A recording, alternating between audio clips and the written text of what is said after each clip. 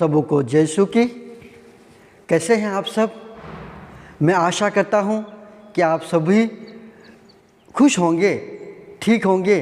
तो प्यारे बच्चों, आइए हम इस क्लास में भाग लेने के पहले ईश्वर से प्रार्थना करें। अपने हाथ जोड़ें, अपनी आंखें बंद करें। हे प्रभु यीशु ख्रिस्त, स्वर्ग और पृथ्वी के सृष्टिकर्ता प्रभु, आपने संसार की रचना की, प्रकृति को बनाया और प्रकृति में आपने पेड़ पौधे जीव जंतु को बनाया।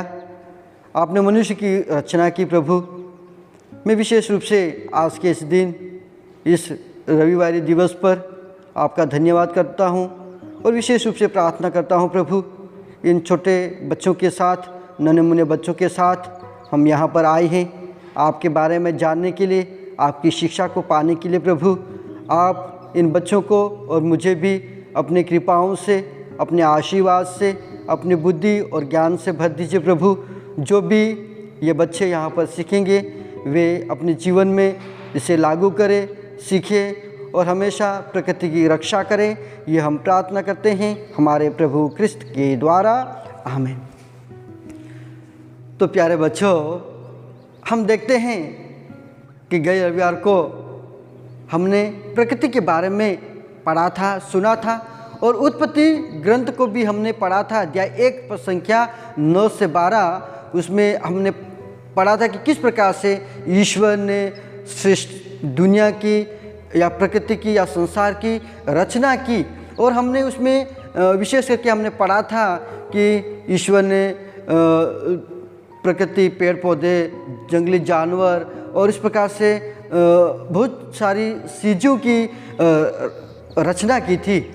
और हम देखते हैं वहाँ पर हमने पढ़ा था कि प्रकृति की हर एक वस्तु ईश्वर के प्रेम, दया और महानता को दर्शाती है। ये हमने गए रविवार को पढ़ा था। और उस प्रकार से हम देखते हैं कि दूसरा बिंदु था वो है प्रभु यीशु प्रकृति को प्यार करते हैं। ये भी हमने पढ़ा था, प्रकृति को भी प्यार करते हैं और आपको भी प्यार करते हैं, मुझे भी प्यार करते हैं, जरूर है कि नहीं? आपको प्यार करते हैं कि करते? प्रभु करते हैं। तो उसी प्रकार से प्रभु प्रकृति को भी प्यार करते हैं, हमको भी प्यार करते हैं। फिर हमने देखा था, तीसरा बिंदु था, उनका जीवन प्रकृति से जुड़ा हुआ है। ईश्वर का जीवन प्रकृति से जुड़ा हुआ था, हमने पढ़ा था। और ईश्वर का जीवन हमारे साथ भी जुड़ा हुआ है, हमारा जीवन भी यीशु के साथ जुड़ा हुआ है। फिर हम देखते हैं उन्होंने प्रकृति से ही जन्म लिया। और मैंने बताया था कि प्रभु यीशु ख्रिस्त बेथलेहम के गौशाले में जन्म लेते हैं। फिर हमने आगे पढ़ा था प्यारे बच्चों, वे पहाड़ी पर जाकर क्या करते थे? क्या करते थे? पढ़ा था अपन ने, हाँ, प्रार्थना करते थे। और प्रभु यीशु ख्रिस्त मतलब पहाड़ी पर जाकर, प्रकृति में जाकर प्रार्थना करते थे। ये हमने पढ़ा था। फिर आगे क्या पढ़ा था हमने? बता गया कोई क्या पढ़ा था? वे समुद्र के किनारे, मैदानों और पहाड़ों पर लोगों को क्या करते थे? उपदेश देते थे। वे समुद्र के किनारे, मैदानों और पहाड़ों पर लोगों को क्या करते थे? उपदेश देते थे। तो ये भी हमने पढ़ा था। फिर हमने देखा था, सातवां बिंदु था, उपदेशों में प्रकृति का ही उदाहरण वे देते थे। उपदेशों में प्रकृति का ही उदाहरण प्रभु यीशु ख्रिस्त देते थे। कैसे? जैसे हम देखते हैं पवित्र सुसमाचार में देखते हैं, बीज का उदाहरण लेते हैं, घास का उदाहरण लेते हैं, मैदान का उदाहरण लेते हैं, पक्षी, खेत, जंगली पौधे, पत्थर आदि का प्रभु उदाहरण लेते थे। उस प्रकार से उन्होंने उपदेश दिए थे। फिर हम देखा था आगे मनन चिंतन हमने देखा था। वहाँ पर हम देखते हैं परमेश्वर ने क्या किया था? प्रकृति को हमारे लिए बनाया, उसका उपयोग करना तथा उसका लाभ हमें उठाना है, हमको उठाना है। फिर हमने देखा ईश्वर की स्तुति, प्रशंसा करनी और उसे धन्यवाद देना है, क्योंकि ईश्वर ने हमको बनाया, प्रकृति को बनाया, तो ईश्वर को हमें क्या करना है? धन्यवाद देना है। आप लोग धन्यवाद देते हैं? हाँ, तो इस प्रकार से हमें धन्यवाद देना है। फिर क्या करना है बच्चों? प्रकृति का सम्मान करना तथा उसकी क्या करना? रक्षा करना है। हमें प्रकृति की रक्षा करनी, ईश्वर ने बना दिया, अभी ईश्वर ने हमें जिम्मेदारी दी। और इस प्रकार से हम देखते हैं कि किस प्रकार से हमें प्रकृति की रक्षा करना है या किस प्रकार से, उस प्रकार से हमने देखा था। फिर क्या देखते हैं हम, आप प्रकृति की रक्षा कैसे करेंगे? और आप लोगों ने किताब से पढ़ा था कि पेड़ पौधे लगाकर उसकी रक्षा करूँगा और बढ़ने में मदद करूँगा। ये आप लोगों ने संकल्प लिया था।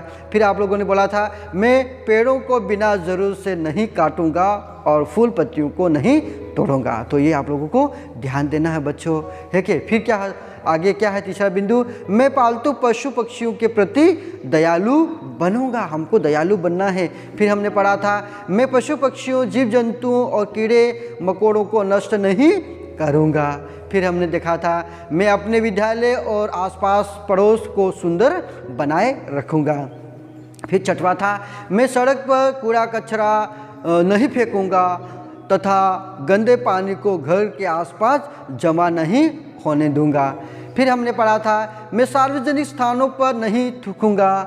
फिर हमने पढ़ा था मैं दूसरों को भी सफाई बनाए रखने के लिए सलाह दूंगा। उसी प्रकार से हमने गए सप्ताह पढ़ा था। और इसके बाद क्या हुआ प्यारे बच्चों, मैंने कुछ गृह कार्य आपको दिया था। सब मुस्कुरा रहे हैं, बहुत अच्छी बात है। इसका मतलब मैं आशा करता हूं कि आप लोग सब पढ़ के आए हैं, करके लाए हैं। तो अभ्यास प्रश्नवाली हम देखेंगे। मैं आपको उत्तर देना है। मैं प्रश्न पढ़ रहा हूं, क्या हम प्रकृति के बिना रह सकते हैं? कौन बताएगा? हाँ, ईशिका बताएगी। क्या हम प्रकृति के बिना रह सकते हैं? बोलिए। हाँ जी नहीं, हम प्रकृति के बिना नहीं रह सकते हैं। दूसरा प्रश्न था प्यारे बच्चों, ईश्वर और प्रकृति के बीच क्या संबंध है? ईश्वर और प्रकृति के बीच क्या संबंध है? कौन बताएगा? हाँ मेरी, बोलिए। ईश्वर और प्रकृति के बीच में क्या संबंध है? प्रकृति की हर एक वस्तु ईश्वर के प्रेम, दया और क्या है? हाँ, महानता को दर्शाती है। बहुत अच्छी बात, सब करके लाए। इसके बाद हमने तीसरा प्रश्न जो था, प्रभु यीशु ने प्रकृति को कैसे प्रेम किया? प्रभु यीशु ने प्रकृति को कैसे प्रेम किया? कैसे प्रेम किया? कौन बताएगा? हाँ जेम्स बताइए, कैसे प्रेम किया? वे प्राकृतिक वातावरण में क्या करते थे? हाँ, प्रार्थना करते थे। फिर क्या करते थे? तथा समुद्र के किनारे, मैदानों और पहाड़ों पर क्या करते थे? ये उपदेश देते थे। बहुत अच्छी बात, सही से आप लिख के लाए। फिर चौथा प्रश्न है, आप प्रकृति की रक्षा कैसे करेंगे? आप प्रकृति की रक्षा कैसे करेंगे? कैसे करेंगे? प्रदीप बताएगा। कैसे करेंगे प्रदीप? हाँ, पेड़ पौधे लगाकर, पेड़ों को नहीं काटेंगे और सफाई रखेंगे। तो बहुत बहुत धन्यवाद, आप लोगों ने सही से उत्तर दिया। तो प्यारे बच्चों, आज हम विशेष करके नया पाठ पढ़ेंगे जिसका नाम है पल्ली में संबंध। क्या नाम है? पल्ली में संबंध। तो हम देखते हैं आप लोग सब पल्ली से जुड़े हुए हैं, पल्ली में संबंध है। और हम देखते हैं आगे जो आपकी किताब में लिखा हुआ है कि वहाँ पर किस प्रकार से हमारा संबंध पल्ली के साथ होना चाहिए। बताया गया है कि हम रेल, बस और अन्य साधनों में यात्रा करते हैं। आप लोग भी यात्रा करते हैं, मैं भी यात्रा करता हूँ। तो उसके हम बताया गया कि हम रेल, बस और अन्य साधनों में यात्रा करते हैं। साथ में बहुत सारे लोग होते हैं। जहाँ पर हम यात्रा करते हैं प्यारे बच्चों, वहाँ पर क्या होते हैं? बहुत सारे लोग होते हैं और उनके साथ हम कई घंटों तक हम हमारा समय बिताते हैं, उनके साथ यात्रा करते हैं। फिर क्या होता है कि फिर भी हम यह नहीं जानने की कोशिश करते हैं कि वे लोग कौन हैं। वास्तव में होता है, हम जब यात्रा करते हैं हम किसी से बात करना नहीं चाहते हैं या उनके साथ हमारी पहचान करना नहीं चाहते हैं। तो उसी प्रकार से हम बातें भी करना चाहिए। हम कभी कभी उनके साथ बातें करते हैं और कभी कभी हम उनके साथ बातें नहीं करते हैं। फिर क्या होता है? अनजान लोगों से बातें हम लोग नहीं करते हैं। अधिकतर हम लोग अनजान लोगों से बातें करना नहीं चाहते हैं। फिर क्या होता है? हम अधिकतर क्या करते हैं? मेले में या सिनेमा घरों में जाते हैं। हम मेले में घूमने के लिए जाते हैं या बाज़ार में जाते हैं, या अधिकतर लोग सिनेमा घर में जाते थे पिक्चर देखने के लिए। अब तो हम मोबाइल में देखते हैं, लेकिन उसी प्रकार से वहाँ पर भी लोग बहुत सारे रहते हैं, बहुत सारे लोग इकट्ठा हो जाते हैं।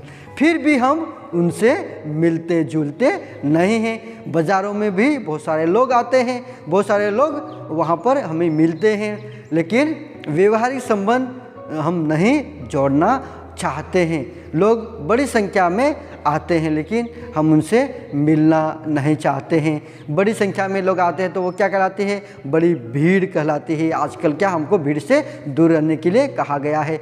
भीड़ में हम लोग शामिल हो जाते हैं, फिर भी हम उन लोगों को नहीं जानते हैं, नहीं पहचानते हैं। तो हम देखो प्यारे बच्चों, हमारे पल्ली में भी हम जाते हैं और पल्ली में बहुत सारे लोग मिसा बलिदान में भाग लेने के लिए आते हैं। हम उनके साथ नहीं मिलते हैं, उनके साथ बातें नहीं कर पाते हैं। तो प्यारे बच्चों, हम आगे भी पढ़ेंगे कि किस प्रकार से हमें पल्ली से जुड़े रहना है। तो आइए आज के दिन हम इतना ही पढ़ेंगे। हम ईश्वर को धन्यवाद दें, अपने हाथ जोड़ें, अपनी आँखें बंद करें।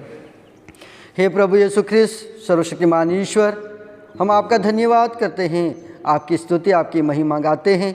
विशेष करके आज के दिन जो हमने हमारे संबंध को, जो हमारे पल्ली है उसमें हमारा संबंध कैसा होना चाहिए, किस प्रकार से लोगों से मिलना चाहिए, किस प्रकार से हमें लोगों से मिलजुल कर रहना चाहिए, उसके बारे में हमने पढ़ा है।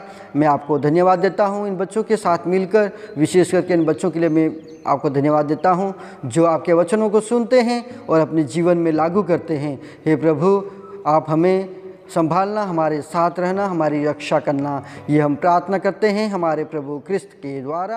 आमीन।